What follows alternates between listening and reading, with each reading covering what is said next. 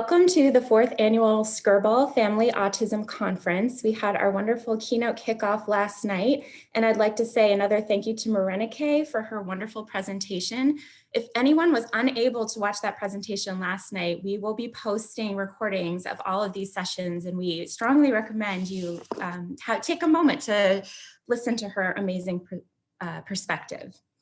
We'd like to thank the Skirboll family for their support. This is our 4th annual conference, thanks to their generosity. And we are feeling especially connected to the Skirbolls as we recognize and acknowledge the loss of Mort Skirboll. So just to have a collective recognition of him and his life and his generosity, I'm just going to take a quick 10-second moment of silence and thank you for joining me in that.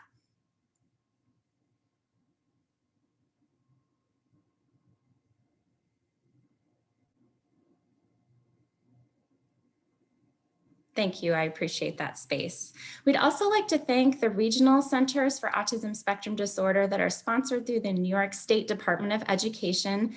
They provide the funding that it makes this conference, as well as many of our other educational offerings across New York State possible. So thank you to the New York State Department of Education. Just some housekeeping very quickly. We want to make sure you know where everything is. Spanish live interpretation is available if at the bottom of your screen or wherever you have your toolbar, you click interpretation. There's the icon that you will see. You have the option to select Spanish, and then you will be connected and will be only hearing Spanish interpretation live. We are posting recordings of all of our sessions. This is the website where they will be available. Your video and audio is automatically turned off, but we welcome you to use the Q&A to ask presenters questions. I'll be monitoring the Q&A as well as the chat. And so if any questions come to you during the session, we'll make sure to take note of them. We will do our best to offer our presenter the opportunity to answer as many questions as possible at the end of the session. You will receive an email with a link to an evaluation survey and your certificate of attendance. It's really helpful to us to get this feedback. We comb through it every year. We try to improve our process every year based on everything that you share. It's especially important to us that we conduct this conference in partnership with the community. And so anything that you have to share with us, we promise will be integrated into our planning for the following years. So I am so hugely excited to introduce Sabrina Vogler for her session this morning, When the World Turns Upside Down, Compassionate Self-Care. And it would take me a very long time to tell you everything about Sabrina and her wonderful career. So I will just pick some highlights. Sabrina Vogler is a certified professional coach, executive coach, and grief specialist in her online private practice at Heart in the Moment Mindfulness Coaching. Since beginning her career in 1995, she served as a licensed master social worker in hospice and other medical settings. A formal student of mindfulness since 1999, Sabrina trained at the UC San Diego Center for Mindfulness. Sabrina is also credentialed with Dr. Brene Brown's leadership company, Brave Leaders. Sabrina is the mother of twin boys. She is an author, a magazine contributor, a teacher, a guest lecturer, and a consultant for mindfulness, self-compassion, grief, and leadership development. She is also a very good friend, and she has engaged and enriched families through her expertise and warm spirit in our community and communities beyond. We have such gratitude to her for being here today. And I can't think of a better way to start this beautiful morning by turning it over to Sabrina. Thank you for joining us. Thank you so much, Susanna, and good morning to all of you. I am truly so honored to be with you here today. So I really appreciate this opportunity, and we're going to go ahead and begin with the world turning upside down. Anybody relate to that? So, and I just want to kind of footnote and bookmark what Susanna said. Please feel free as I kind of move through this talk with you this morning to jot down any questions that you might have, to submit them in the Q&A, and we will be sure to devote some time at the end, because I would love to kind of hear as you're processing, you know, how this is landing for you, what resonates with you, if there's anything that you'd like to go a little bit deeper into. So you are most welcome for that. So imagine with me that one morning you wake up to a very different world, to a world that feels as though it is upside down, to a world in which we may immediately notice within ourselves a sense of protest, a sense of everything is changing and I can't get these changes to stop. And I know that even now, as I'm offering you this visualization, every single one of us is saying, yeah, in some way, shape, or form, that has been a part of 2020 for me. So it is my intention today to offer you several things. Number one, I'd like to go through with you a foundational understanding of what grief is and how we might start to move through, how we might start to metabolize, how we might start to digest the emotional experience of grief as we wake up in a world that has changed, a world that we may not wish to embrace the changes in. Number two, I would like to share with you today a perspective, one that is grounded in a concept called self-compassion. So in essence, this is about finding within ourselves an internal place in which we might start to radically care for, inquire within ourselves what we need, and ultimately to begin to self-repair from a place of both mind, heart, and body. So this is my intention for our time together today. So in this context of non-stop changes, we may start to feel a little bit like Dr. Seuss book, in which we are trying to juggle many different things all at once. We're trying to work from home, which may feel foreign in itself, staring at a screen all day rather than going in the car and driving to work. We may find ourselves suddenly homeschooling our children and feeling a bit overwhelmed by that, feeling a bit lost by that, wondering when we'll ever be able to really connect with the resources that we need again. So suddenly we may find that we are in a cramped space, in a space in which it's difficult to regulate noise, in a space in which it's difficult to provide the comfort zone that our children desperately need from us, let alone set up our own comfort zone within ourselves. So all of these roles that are suddenly placed upon us, how do we begin to juggle it? How do we begin to manage it? And so begins the burden. I was particularly struck recently because sometimes I get curious about the meaning of words. I decided to look up the ancient, the older definitions of the word grief. Do you know, I came across two very interesting concepts. The first concept that I came across is that from a Latin perspective, the word grief means something that is made heavy. And from an old French perspective, the word grief means to burden. So if we pair together those two meanings, grief as a heavy burden, this image here on the screen of an individual who's staggering under a large boulder and the weight of that. How many of us can relate to what that might feel like on a day-to-day basis? The heaviness and the burden of it all.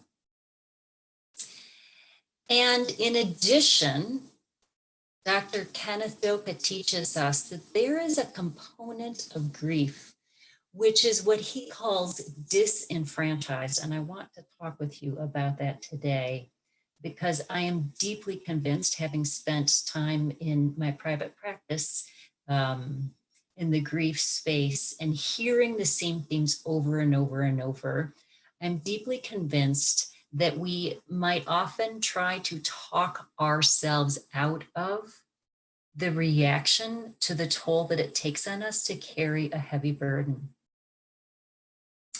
We may start to compare our suffering to another individual and say, through the lens of comparative suffering, I have simply no right to be protesting. I have no right to be stressed. I have no right to be bewildered or confused or disoriented. And another kind, wonderful gentleman who is a grief expert as well, his name is David Kessler, was speaking a couple months ago on a podcast with Dr. Brene Brown.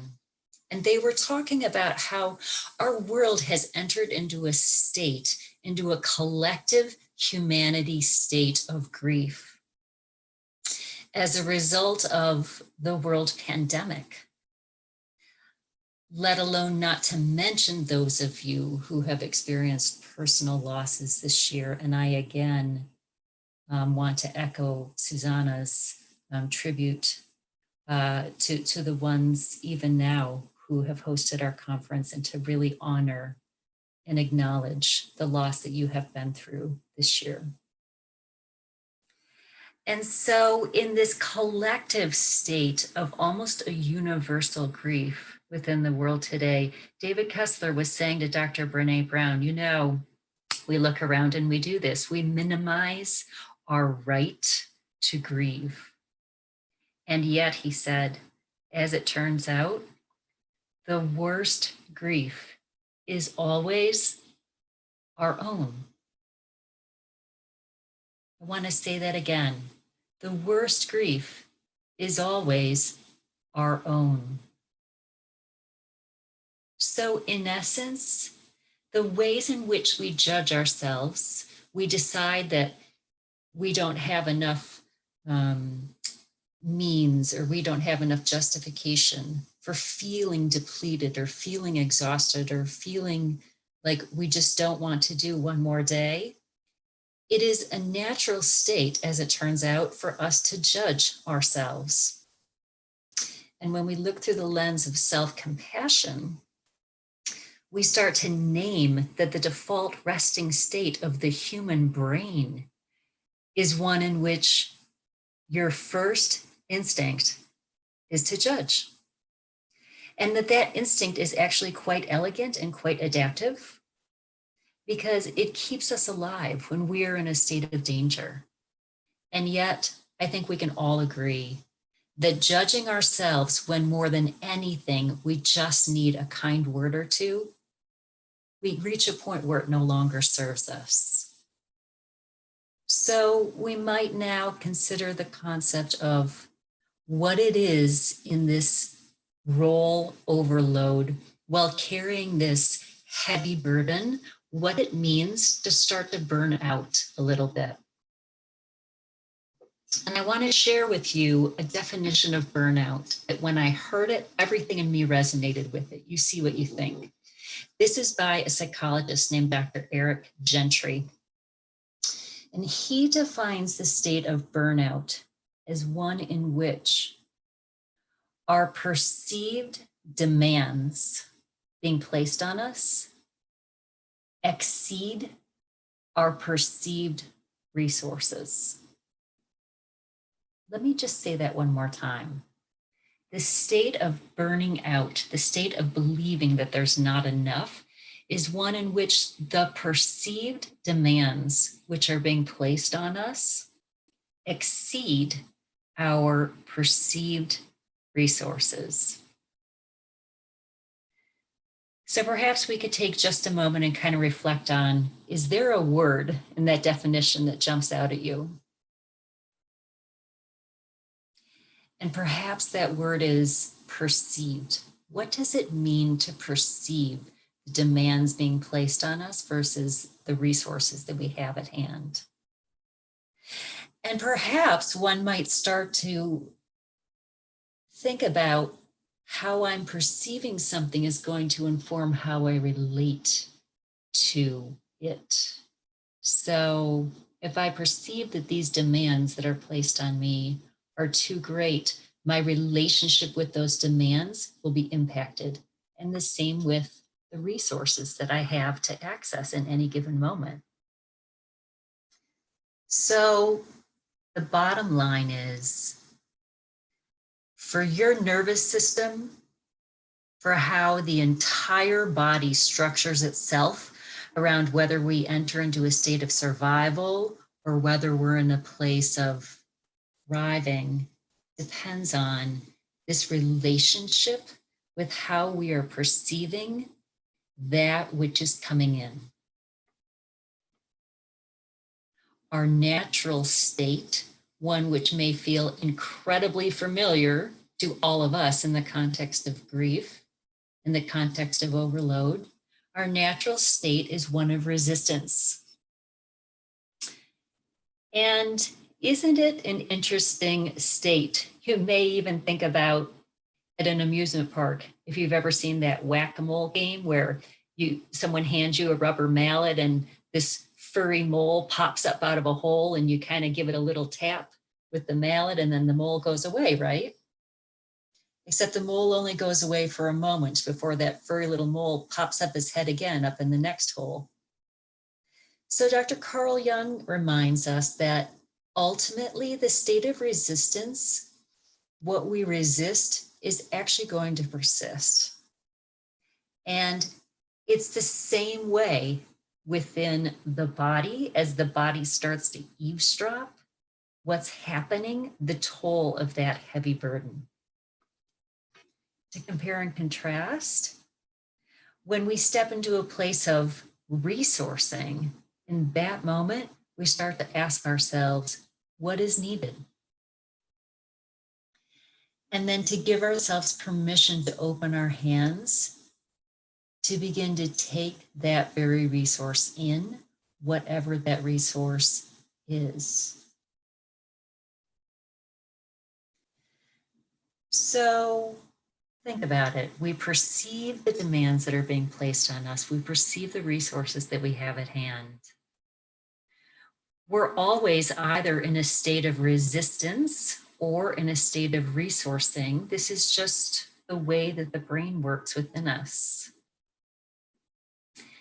And as it turns out, when we look at the journey of grief, the journey of grief is one which is profoundly unique. It is one in which we might rush to try to prescribe specific ways that we can get over our grief. And even today, as I go through this sharing with you, anything that I share comes with a caveat like, well, maybe, well, perhaps, or what is it really like for you? And as we think about the ways in which we grieve, we discover that there are kind of two fundamental ways. The first is an intuitive place of grieving. When we are grieving intuitively, we might cry, we might journal, we might talk with a friend, we might look through photo albums. This is kind of how the world typically imagines that grief is supposed to look. On the flip side, another style, another way in which we might grieve is called an instrumental style. When we are grieving instrumentally, we work it out. We go plant seeds in our garden, we clean the house, we start a renovation project, we get busy. In our instrumental mode, we might prefer to do our grief work in solitude rather than in talking with another person. You may not see tears. You may see bursts of energy. This tends to be more so the mode in which the world judges us or we judge ourselves. And I am here today to tell you that both styles are completely within the range of how grief lands for us and how we specifically respond and react to it. For many of us, we are a blend of the two. So it almost comes back to the story of Goldilocks and the Three Bears. And if you recall with me, when Goldilocks encountered this fascinating cottage that belonged to someone else and she intruded upon it, she became profoundly curious and wanted to kind of try everything on for size. She tried out the three bears' beds. She tried the three bears' chairs. And then ultimately she sat down to the table. And as she did, she looked at these three bowls of porridge. And if you recall with me, the first bowl of porridge, when she sampled it, she decided that was too hot. So what did Goldilocks do? Did she override that gut instinct within her and say, no, I need to keep eating? I don't think so. The way that the storyteller reads is she put the spoon down and then sampled the next bowl of porridge, which she determined was too cold. And for anyone who's ever tried a bowl of oatmeal or porridge that's too cold, you know what I'm talking about. It's not very appealing. Lastly, she tried the third bowl of porridge and she was able to determine this bowl of porridge is just right. So today I want to present to you this concept of Goldilocksing as a verb. And I want to extend to you the idea that it is profoundly skillful to give ourselves permission in any given moment to start to take a step back and to say, how is the world landing for me? How is this moment landing for me? How is this demand that's being placed on me landing for me? And can I give myself just enough time to be able to say, is it too hot? Is it too cold? Is it just right? And if it's too hot, can I pause and ask myself, how can I start to make small changes, to take action steps, to cool down this too hot bowl of porridge? We are realists. We understand that as family members connected with autism spectrum disorder, this is no easy task. And I have such profound reverence and respect for all that it takes to get through a day. And so as I offer you this idea of how might we Goldilocks our way through, we might enter into a place where we discover resilience. This idea of resilience, what does it mean? Dr. Edith Grotberg teaches us that resilience is what happens when, in the context of adversity, we discover transformation. In the context of demands, we discover within ourselves the ability and the permission to suss out what resources might best begin to promote a wholeness within us, an opportunity to take a step back and pause and begin to self-repair. So can you join me just for a moment and just pause with me and take a deep breath with me.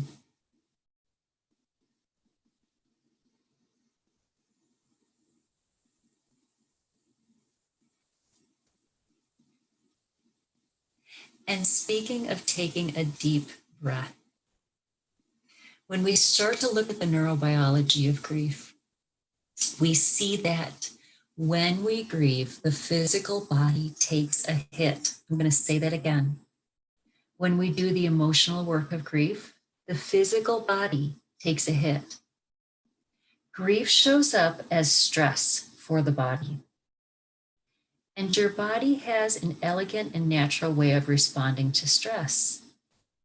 When the body senses that stress is at hand, the body cranks up some very important neurochemicals that allow you to see better, that would help you to run faster, to think more clearly. The body will rev you up when you are in a state of stress. Anyone who has spent any time camped out in grief territory knows that this is exhausting to park in this survival mode for too long. So I want to teach you a simple tool today that's going to allow you to begin to reverse that tide of stepping into survival when we're faced with the heavy burden. And this simple tool is based on what we understand about how the human breath works. Are you ready for this? The deeper that you breathe, the more relaxed your body will get. The more shallow you breathe, the more revved up your body will get. So step number 1 is to deepen your breath if you would like to begin to center and relax. Step number 2 is your exhale cues the relaxation response within your body. So if you simply make your exhale longer than your inhale, this will bring your stressed out, strung out, survival mode state into a place of calm and groundedness and rest. This will also cue up your immune system response. This will allow your body to digest the nutrition that you desperately need. It is in this place that we start to literally heal our physical wounds. Inflammation is reduced. So deepening the breath and making the exhale longer is what helps us to access this state. Next, we might ground ourselves. And we ground ourselves by studying where the body makes contact with something solid that is not you. So I'm guessing that most of you are either sitting in a chair right now or standing. So when we ground ourselves, we might take a moment to notice where are the exact places where my body is making contact with the chair on which I sit. And if your feet are on the ground, what part of the surface of your feet are touching the ground? A great way to do this exercise would be to perhaps take your shoes and socks off while you're indoors or outdoors if it's warm enough. So when we study how we begin to access resilience and self-repair in the context of anything traumatic, and I just want to name that all of us this year have experienced trauma by just the collective nature of what is happening in our world. The most profound way that we can start to heal ourselves in a state of trauma is to ground ourselves in the external sensations of that which is around us, the sounds that we hear, the sights that we see, and again, noticing the connection between the body and the surface on which we sit or stand or rest. We're going to have a chance to put this all together lifetime in just a moment. The last way that we begin to physically self-repair the body in the context of grief and overload is one that taps into what we call our mammalian caregiving response. So the mammalian caregiving response was discovered in 2014. And what this basically is because we are mammals, we have a natural supply within ourselves of what we call the chemicals of care. In particular, those would be a powerful neuropeptide called oxytocin. Oxytocin has been known to physically repair damaged cardiac tissues. Oxytocin will lower blood pressure when your blood pressure is high. If oxytocin is in your blood system while you're exposed to something that is stressful, the oxytocin is going to reduce the stress that you feel as you respond to, as you relate to that stress. More than anything, oxytocin causes us to feel both calm and deeply cared for. Another chemical of care that is reduced that is released because we are mammals and that happens naturally occurring within us is our own natural source of painkillers, our own natural source of opiates. So just think of it.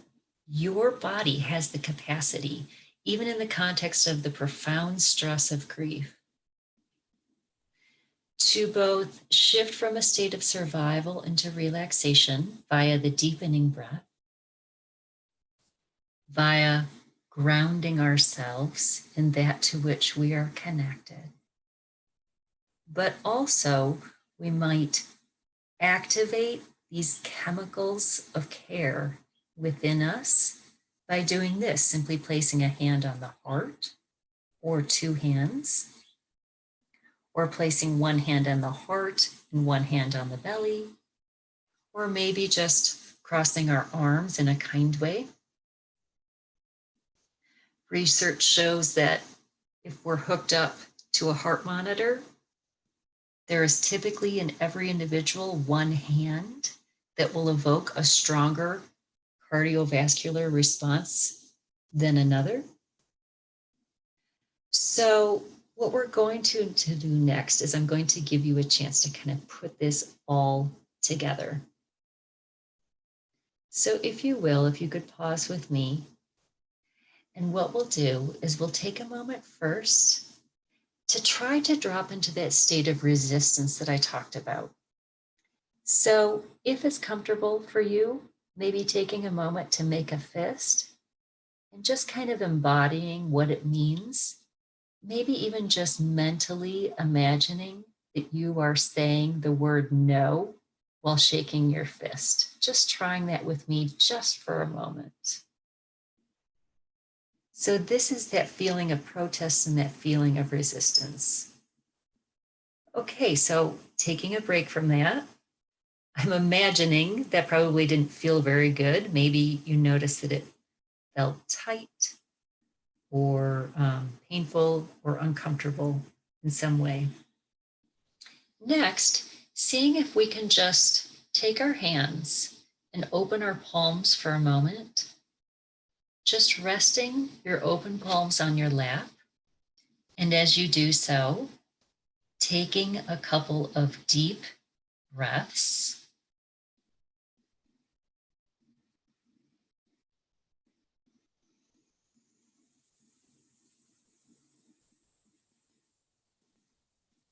Breathing deeply. And now lengthening the exhale.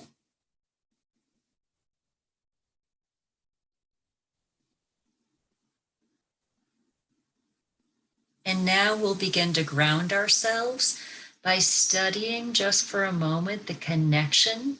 Maybe it's your elbows, maybe it's your back, your legs. Noticing where the body makes contact with the chair on which you sit while you breathe deeply.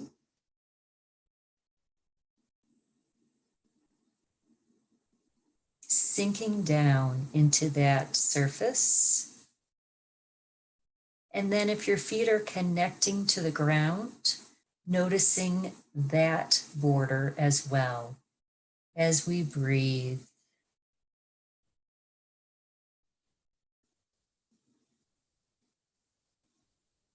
Taking a deep breath in. And then imagining that you are sending your exhale down the body, down through your feet and into the ground.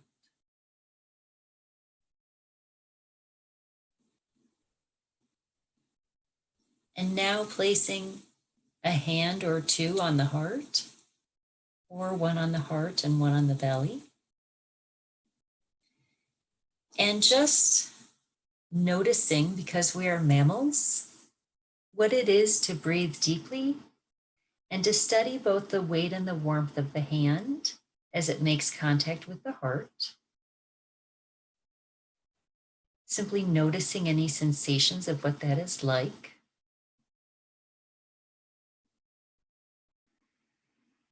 And then seeing if we can Imagine that there is a kind intention that the hand is communicating to the heart, one of compassion.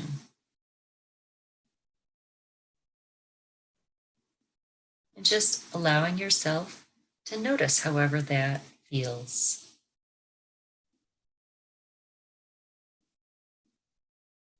Taking one more full deep breath, one more long exhale. And then coming back together.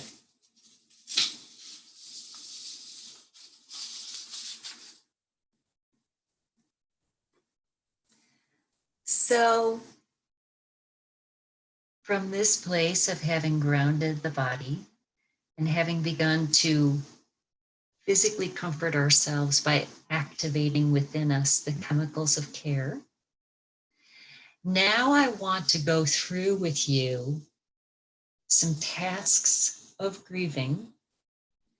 And I want to introduce a perspective, an idea in which you are both the one speaking and the one listening.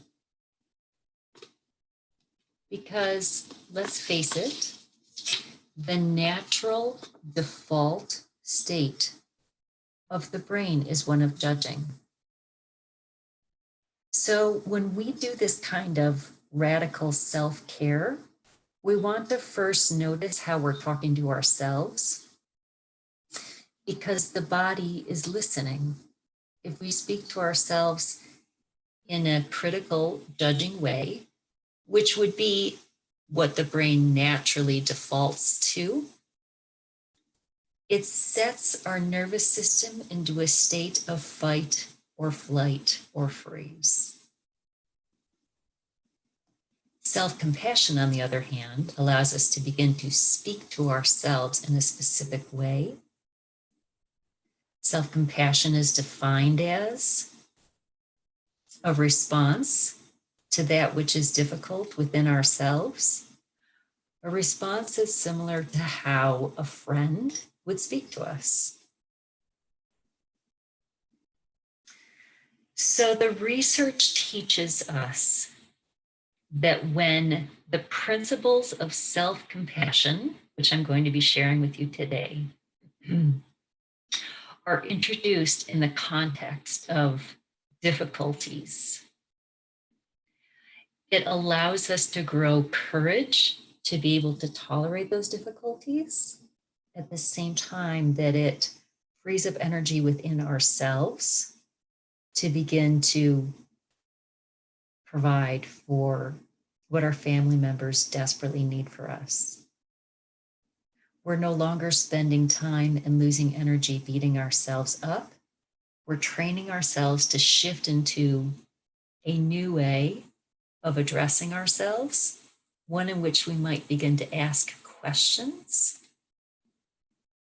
one in which we want to be very balanced, almost like a bird would be with two different wings. So as we start to move through these tasks of grief,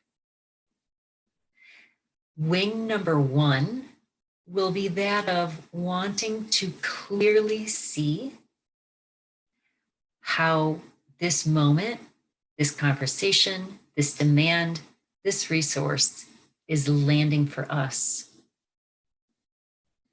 without minimizing its effect, without exaggerating.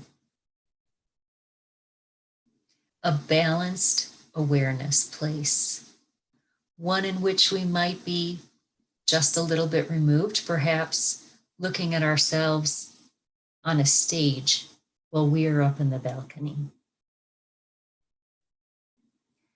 Listening to that which we need to say from a perspective of compassion. Compassion that feels deeply whatever it is that we are feeling, and then asks, how might I help you to Goldilocks through this moment? What are perhaps some ways in which we might start to talk to ourselves from the perspective of a friend, to make decisions to act in alignment with the life that we want to be living. So with this balanced approach of wanting to clearly see how the world is landing for us, and at the same time, to compassionately respond to the need at hand, we come back to this idea of the heavy burden of grief. So I want to go over with you today the work of Dr. William Worden,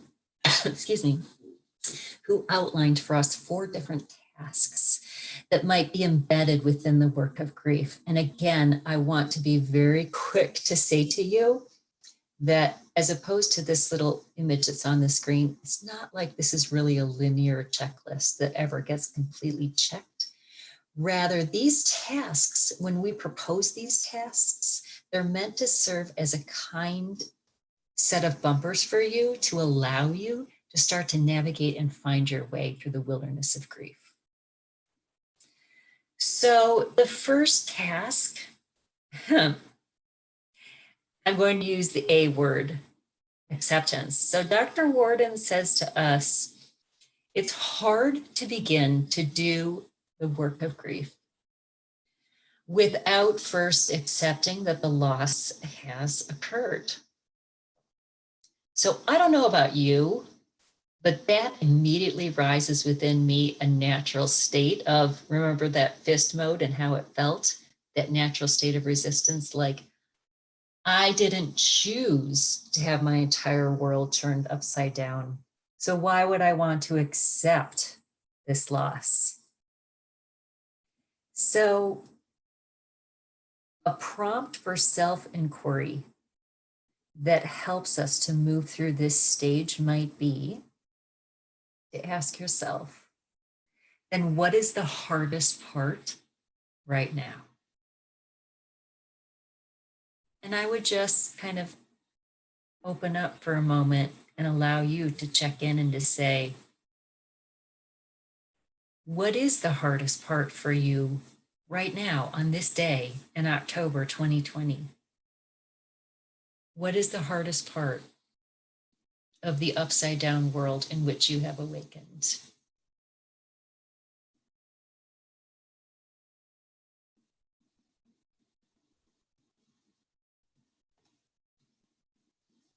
This image was taken by a Rochester photographer who owns a poster art shop on Monroe Avenue. And it brings a little bit of levity, and it reminds us that there's a lot of things that we don't want to accept. So what is this? See no evil, hear no evil, speak no evil, you know? So when we grieve in a self-compassionate way, we move very gently. We don't rush ourselves through this stage of acceptance. The second task, according to Dr. Worden, having accepted the loss, now we begin the work of actually moving through the emotional landscape of our grief. So the second task is one in which we might feel it to heal it. So the self-inquiry prompt would be, and this goes back to the 3 bowls of porridge, what is it like for you right now? So once again, I'd like to pause and give you a chance to just kind of ask yourself that question.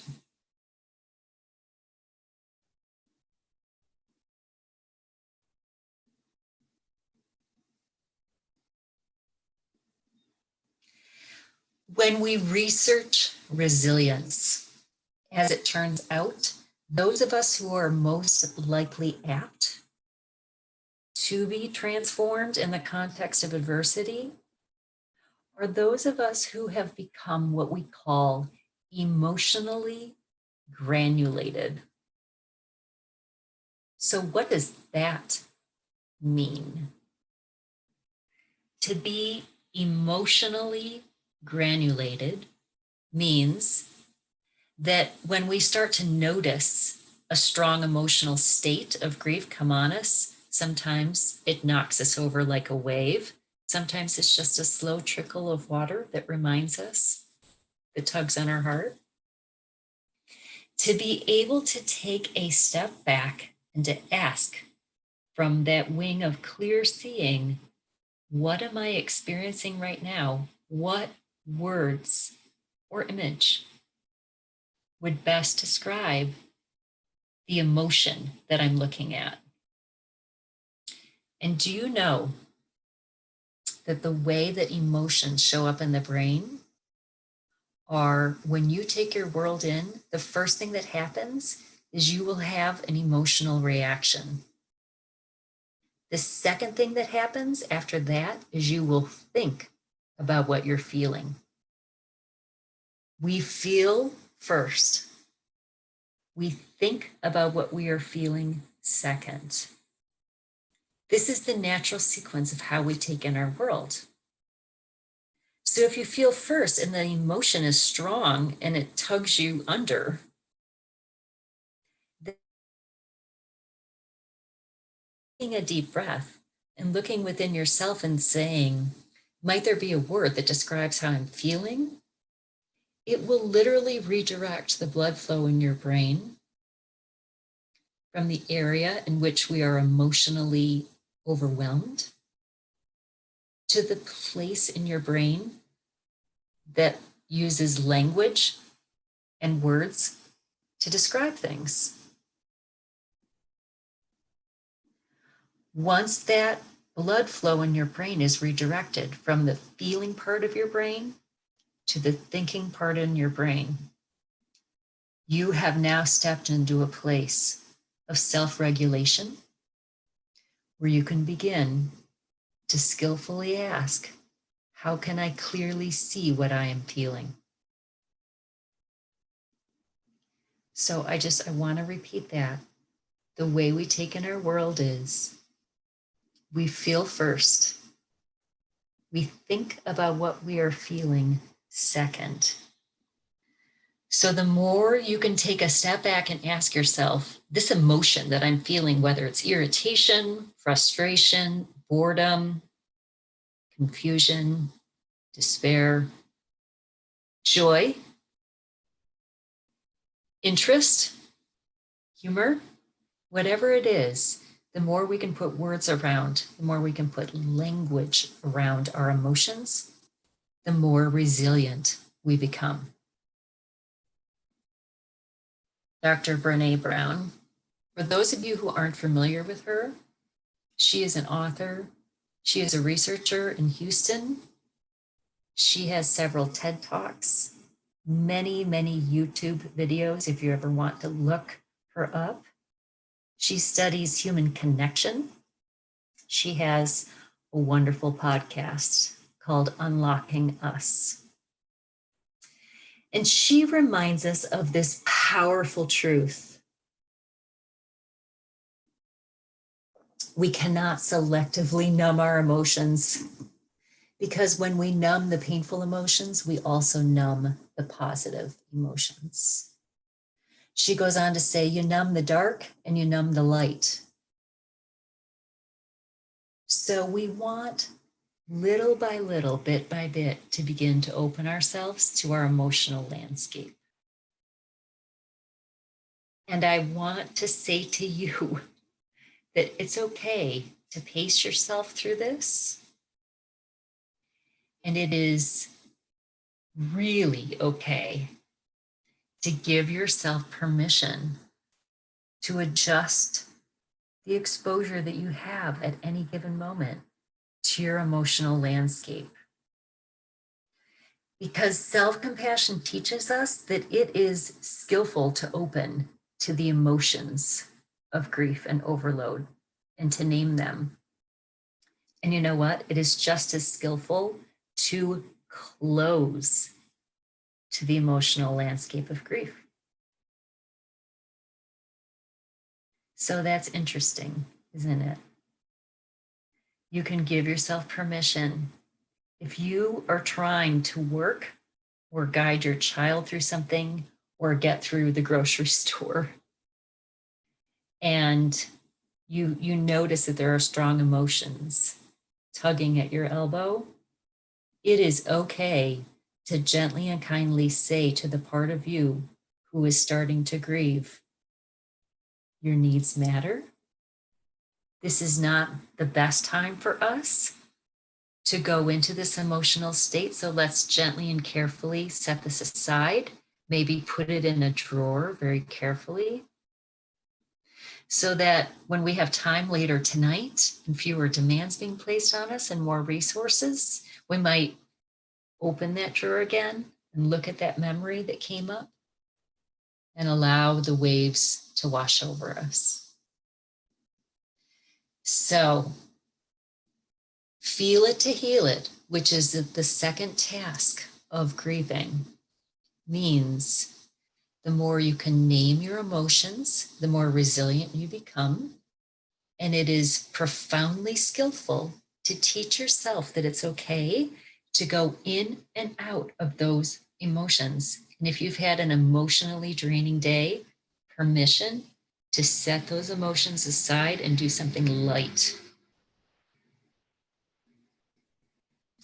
The third task, according to Dr. Warden, is that of finding a new normal. Now, I don't know about you, but I have to put right, because can I just say it for all of us? It certainly doesn't feel like normal when it's new, right? I enclosed an image of a compass on this. And for those of you who are going to join me tomorrow for our closing ritual, we're going to take more time in depth to talk about the compass that allows us to create a new normal.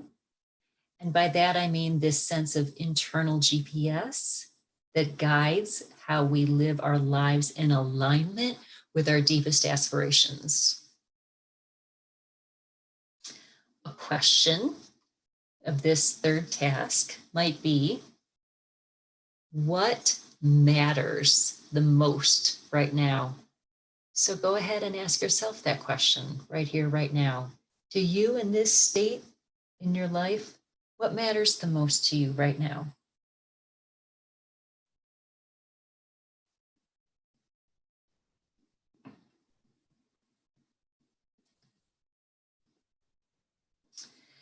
And then we begin to face the new direction, because we have accepted the loss to the extent that we can in any given moment. We have begun to metabolize through the emotional work of grief. And we've begun to feel our emotions, which allow them to heal. And now we start to create our new normal. Dr. Warden's final task of grief, of mourning, is that in which we reinvest in our new lives. So what does that mean to invest? I guess what may immediately come up would be that of a financial perspective, one in which you might say, I'm going to put some money into this with the hope that the money will grow over time. We might start to really build the bridge to this new life and put energy into creating new rituals, new routines, new ways of life that support us, that support our family unit, and that allows us to begin to find, and these are in the words of Dr. Warden, to establish within ourselves a new equilibrium. To establish within ourselves a new equilibrium that allows us to incorporate and launch this new way of living. A prompt for self-inquiry, as you're both the speaker and the listener in this task, would be, what do you need the most right now? So I'm going to offer that to you and give you a moment to just ask yourself that question. In this moment, what do you need the most right now?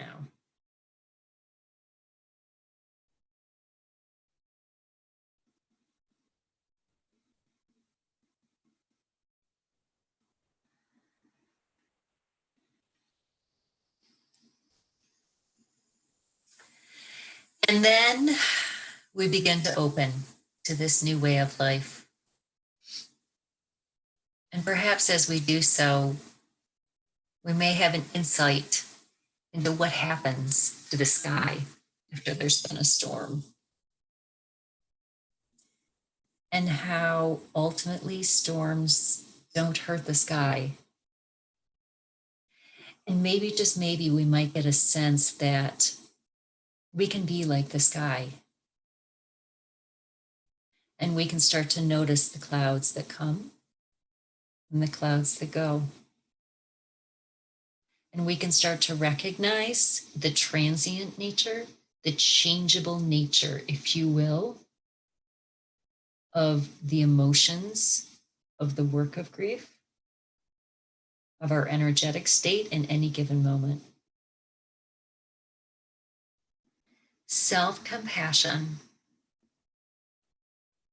allows for this self-inquiry in which we are both the one speaking, clear seeing, and compassion. Self-compassion invites us to step out of the isolation of what it is to judge ourselves, to judge our grief, and to remember that you have a place, you belong here, we all belong here. When has there been a time in human history when we have not been more connected as we are now in terms of the collective experience of grief that the entire world has gone through this year? May that universal nature of experiencing such profound changes and trying to learn through it all to pivot, to create new systems, new ways of being, new ways of relating to the demands that are being placed on us, new ways of allowing for a sense of interior resourcing. We also connect with the fact that we are wired to be together. We are all in this together. And so we take comfort in the shared humanity of this work. And then the final component of self-compassion, having taught ourselves what it means to be both the speaker and the listener, and to remember the common humanity of our state, is one in which we begin to speak to ourselves the words that we would say to someone very dear to us who was feeling the same way as us. So if you check in with yourself and you say, what word best describes how I'm feeling? And you notice that you're feeling tired, then our instinctive reaction would be that of judging, which we remember, that's okay, we have a brain, we naturally do that. The next step in self-compassion is to say, I'm clearly seeing that I'm tired, and now my compassionate response would be, where is the unmet need? Well, if you're tired, you might want to get some rest, right?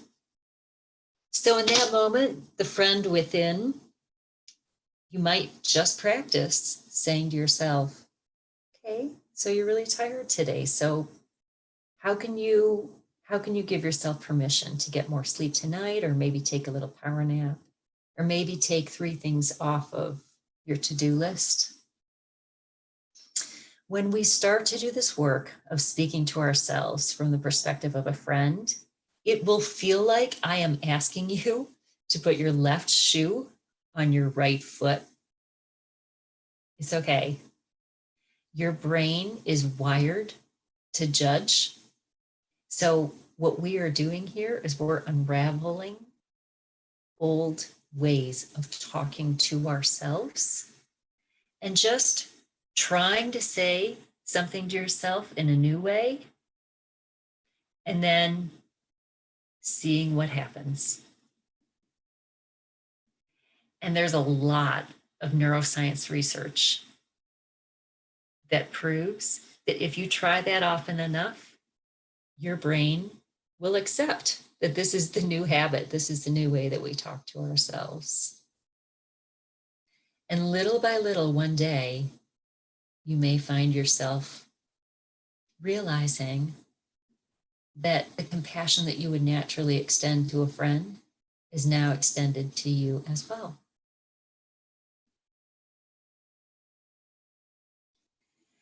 And when we look at how compassion works in your brain,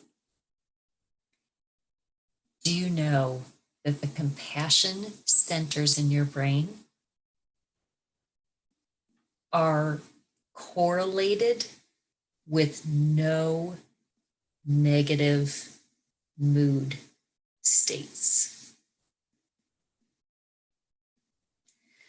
The compassion centers in your brain are like pure light. They cannot be depleted. They cannot. So if you have clearly looked at how you're feeling, the compassionate response is one that you will be able to access in a way that compassion will never burn out. And this is just the neuroscience of how it works. So compassion, to acknowledge whatever is difficult, and then to speak to ourselves, offering relief in the way that we would talk to a friend. And while we're doing this, we might take deep breaths. We might ground ourselves by noticing the surfaces underneath us. And we might place a hand on the heart. And in this way, the physical body is receiving the same thing as the mind and the heart when we speak kind words.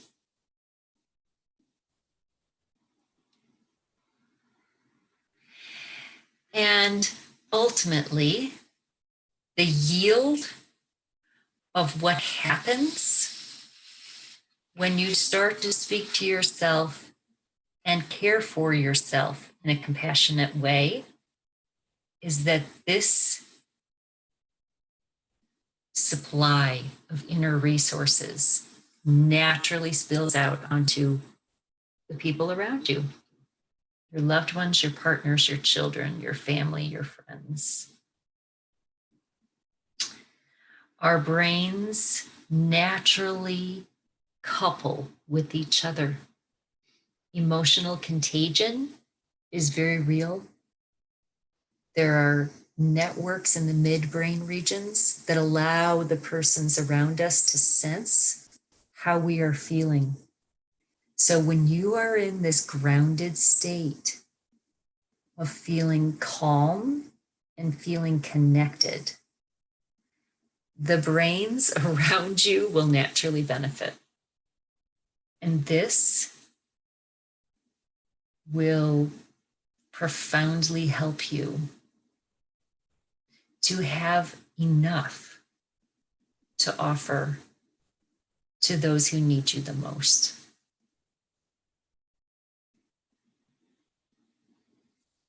So this is about making the shift from the natural state of resistance and protest to the upside down world, to one in which we are resourced and resilient.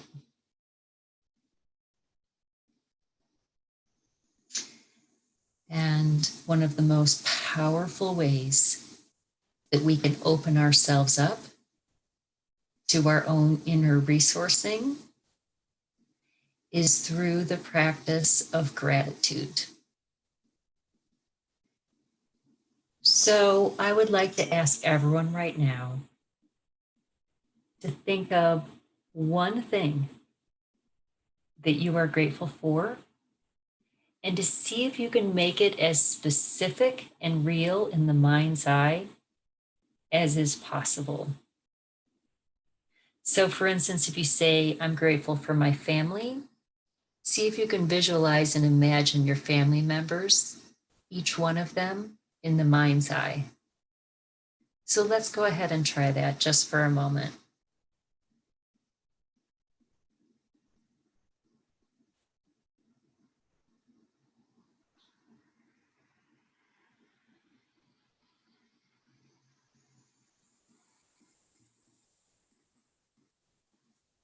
Just allowing yourself to connect to that gratitude. Gratitude is powerfully protective in times of stress. I could go on and on and on and tell you all of the physiological impacts of gratitude, but bottom line is giving yourself permission to pause and to notice something and to savor it, ultimately will change the bias of your brain and will tip you into a place where your perceived resources demands.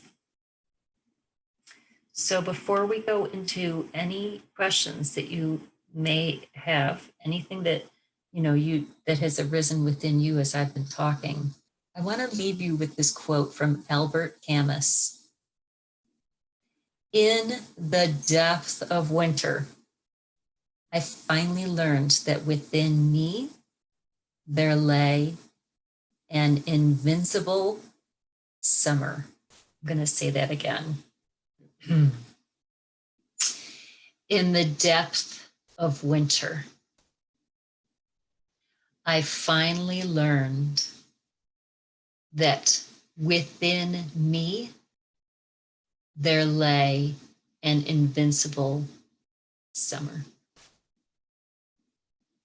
Thank you.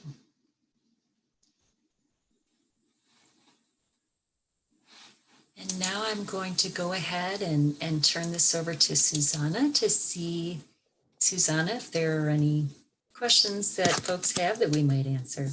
Yes, Sabrina, first, please let me say thank you so much for sharing this perspective that is so validating of our experience, but also brings so much light and possibility for all of us. I can say that my own experience in listening to you, and I hope that this is also maybe speaking for others, is just appreciation for the permission to sit with this experience without judgment. Sometimes we just need that permission to be able to take the journey, and there are not many people in our lives who are giving us that permission. So we all say thank you to you today for that. I think a lot of the thank yous and the comments are also supporting that perspective. We do have a couple of questions that I would love to pose to you. Mm-hmm. One question is, which I thought was really astute. Somebody asked if you could potentially clarify the difference between perceived demands versus the reality of demands. I would imagine that especially when you're living in a state of heightened stress all the time, it can be very difficult to differentiate in a meaningful way between the two. So could you please comment to that? Mm-hmm. This is a fantastic question. And I wonder if sometimes one question is best answered with another question. And so I would ask you, what filters cause us to perceive that which is a real demand versus how I'm perceiving this? You know, what filters inform within us that decision that this must be how it is, you know? So, in a sense, just the very act of you asking that question, the very act of taking a step back and saying, how am I perceiving the demands that are being placed on me right now? There is no wrong answer. Because just like with grief, it's simply your experience, and your body is eavesdropping on your experience. So I wonder if the question isn't so much, is this perceived or is this real? Or if the question is more so, well, how is this demand landing for me? And if it feels like it is overwhelming, how can I take a step back, start to self-calm, self-soothe, and inquire within, where is the unmet need within myself that arises because of this demand? And how can I start to maintain an equilibrium state where I'm keeping a close eye on my needs and speaking compassionately to myself to allow me to have enough resources to respond to that demand?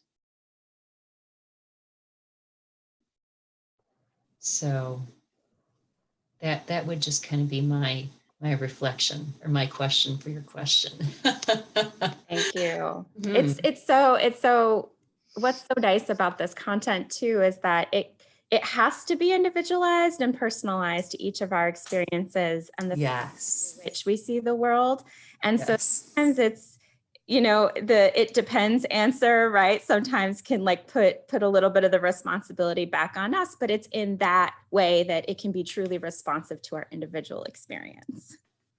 Yes. Yes. Okay, wonderful.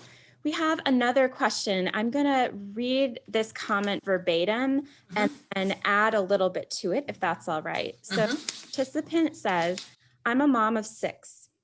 We lost everything all at once. I have also lost my self-being. I am hardly holding up.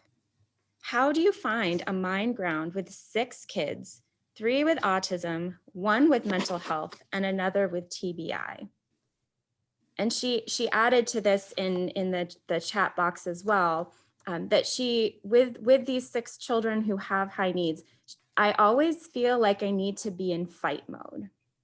So my addition to this question, which I hope is okay with the participant, is it sounds like when you need to be in a position to respond to crisis at any point, how do you create that balance and that mind ground when that activation might actually be adaptive to your daily life, or that has been your experience in the past? I hope. So, first of all, I just want to acknowledge the author of this comment and to say to you, it sounds like it has been an unspeakably difficult, unimaginable time.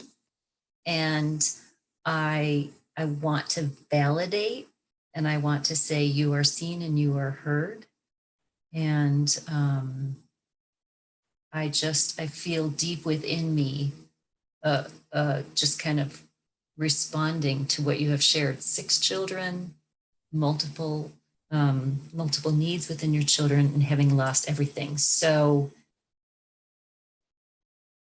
and then I would next say to you to remember that when you are in a situation as overwhelming as the one that you're in, it is very, very difficult to think clearly, because in this moment, the emotions are so overpowering. So to give yourself a whole lot of slack in how you're showing up on a day-to-day basis, like the fact that you got yourself out of bed this morning and that you're on this webinar is miraculous.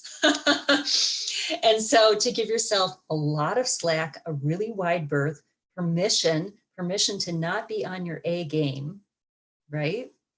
And then I guess I would kind of say to you, how to best connect with the practical resources that you need. You know, who among you who would, in your network could you reach out to start to help you to resource the practical needs? We need our practical base needs met before we can really start to do the work of our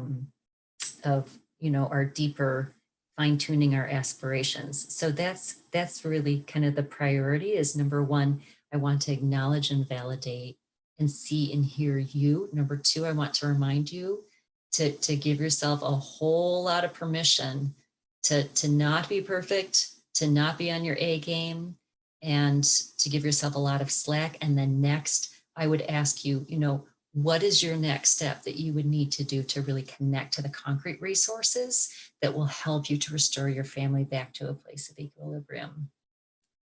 So, and Susanna, I know we have a resource center within the center.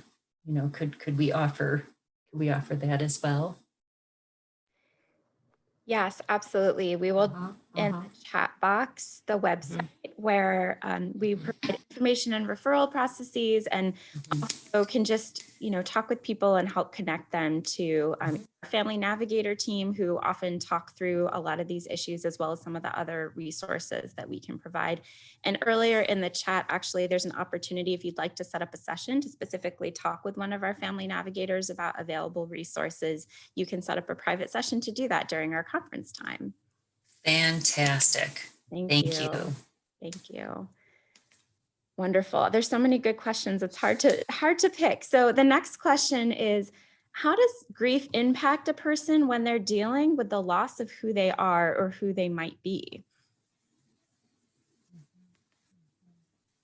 It's maybe related to that loss of sense of self. Absolutely. So first of all, I want to celebrate the fact that you're acknowledging that that's grief, right? Because if we go back to this idea of our disenfranchised grief, all of the ways in which we don't give ourselves permission to name and validate what it has meant to ourselves to lose, fill in the blank. So the fact that you are even able to put words around that and to say, I am grieving your perception is already on the path of taking a step back and asking, which would be my next kind of answer for your question. How about you start with naming the emotions that come up for you, putting some words around that, and connecting within yourself as those words come up of what is the emotional toll it has taken to feel like you have lost yourself. And then as the words start to bubble up, seeing if you can offer yourself that physical care of the deepening breath, grounding yourself, hand on your heart, and then asking yourself, if I were to look at this loss of me through the perspective of the eyes of a good friend, what would a good friend say to me about this that isn't fixing, that isn't giving advice? And maybe, just maybe, you might land on this space.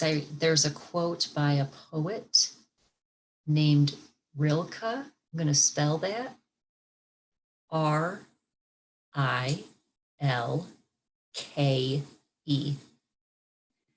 And Rilke's quote is about questions. And how do we bear living questions like, who am I now? Who am I now? And Rilke says in his quote, sooner or later, if you give yourself permission to stay with the question, you may find one day that you have lived into the answer. So I honor your question. Thank you. Thank you, Sabrina. Another participant says, I'm an occupational therapist. How best do you find ways to get teens and adolescents to buy into mindfulness practice? And I'm gonna, again, forgive me, extend that a little bit to think about maybe the whole family system.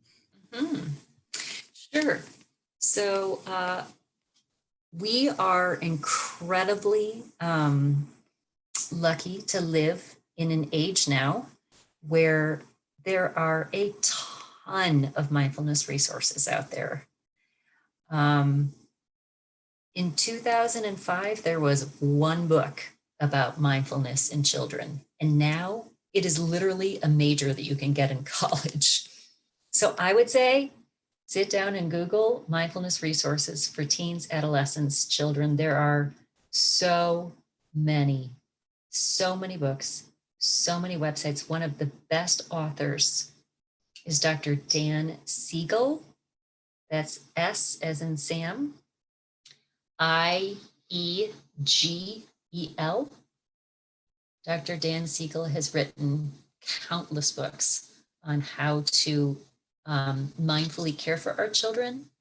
And there are just so many books with ideas of mindfulness for children. I will say helping teens buy into mindfulness. I have quite a few teens on my caseload. Teens naturally, instinctively embrace the authenticity of mindfulness because our children haven't had as many years as we have had to be socialized away from it. It is in my experience that when you start to introduce mindfulness to a teen, they kind of breathe a relief, like, oh, thank God, this is going to help me get real with my life and help me to feel less stressed and to live the life that I really want to live. So I find teens incredibly pliable and open to the ideas of self-compassion. There's a wonderful program called Making Friends with Yourself, which is self-compassion designed for teens. So there's some resources. Wonderful, thank you. So Mm-hmm. the person who's going to be a parent of a teenager soon, that also makes me a little bit of relief. So I've got personal two of thank them. you to you. Yeah, I have twin boys who are 15. I get it. I know you have already walked that walk. Mm-hmm. Okay, maybe just a couple more questions as we approach the end of our session. So I'm going to read this quote verbatim, this question verbatim. My son is 17 and experienced a traumatic event at 12 years old from a service provider. He now responds aggressively when he perceives he's being challenged at any time. It is now a routine for him to respond in this way. I know that we need to, in essence, reprogram this routine. How can we do this therapeutically? For you is, from the principles that you've been discussing, what might be applicable to this situation, knowing that there might be additional therapeutic approaches that could be needed in this situation? Mm-hmm. Well, first of all, I just want to honor what this must have been like and what this is like for you on a daily basis as a parent to witness the anguish and how difficult this has been for your child. It's no small thing as a parent to we feel our children's pain, and I'm so sorry to hear that your child has gone through this. And I would say to you that post-traumatic growth is very possible. Post-traumatic growth happens in a safe therapeutic context with a clinical provider who is trauma-informed, who could start to give you some tools. And we have learned that the brain can rewire its habits. And the rewiring process is one that needs to be conducted in a very gentle, patient, self-compassionate way. There is hope. Post-traumatic growth is very real. And I would just say to you, as a parent, my recommendation would be to invest in caring for your own heart in a self-compassionate way, so that in any given moment you are able to give to your child from a place of resourcing, and that you on a daily basis can feel like, okay, there is some sky behind these clouds. So Thank you so much, Sabrina. And I appreciate so much that you're highlighting the experience, and that what an individual brings to the experience in their heart can so affect how a situation is perceived. On the other side, there might be kind of more behaviorally oriented supports that could be helpful. And so Mhm. what I will do to complement what Sabrina shared is drop a link in the chat box that links to our webpage, where we have a lot of examples of the type of visual support resources that can be helpful for getting kids through different kinds of things, whether it's wearing a mask, whether it's coming to the clinic. So I will drop that as a compliment in the chat box as well. Fantastic. Thank you. Okay, I think maybe we have time for one more question, if that's okay. And so I will ask you, what would you say to a caregiver who says that they feel guilty about engaging in this process because they're not the most important person in the world? They're focused too much on their child or their children. And why should I take the time to do this? That's a selfish act. What would you say to them? I would just giggle and say, I'm so happy you said that, because honestly, self-compassion begins with addressing our misgivings. And it is very difficult to launch this new habit of putting your right shoe on your left foot without first addressing all of the reasons within us why we're quite convinced that it's not the best thing for us. So I would give a little giggle and I would say to you, common humanity, this question is the quintessential question. Isn't it selfish to spend time in compassion for myself? Won't that take away from where my number one interest and energy needs to be devoted to, which is my child? And I would say to you that the pioneer researcher, her name is Dr. Kristen Neff, who began this whole movement of self-compassion, has a son who is autistic, who didn't speak until he rode on their next door neighbor's horse. She wrote a book called Self-Compassion. She has researched over and over and over, does self-compassion make us more selfish?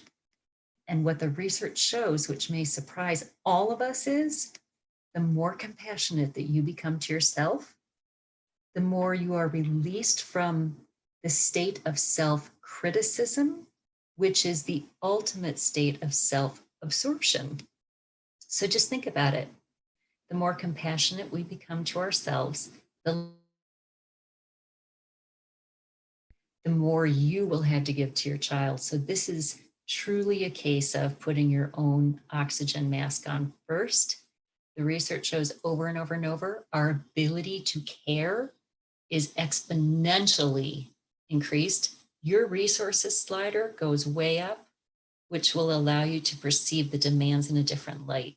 So I'm so happy you asked the question. We start by asking that question. And then I would really encourage you all, you might want to access the self-compassion book. It's just called Self-Compassion. The Proven Power of Being Kind to Yourself by Dr. Kristen Neff. She talks about her journey of being an autistic parent. And I trained directly with her. She's an amazing individual. Thank you. I cannot think of a better note on which to end this today. I think I would interpret also, there's a lot of gratitude being expressed in the chat, and I would interpret some of the silence also to be people absorbing these very deep and meaningful concepts. And the wonderful thing about this conference is that we are going to close it with a companion session to what we're doing today. Sabrina, I don't know if you want to just share like a quick description of what that will be. Sure. So tomorrow, let me just get the title again.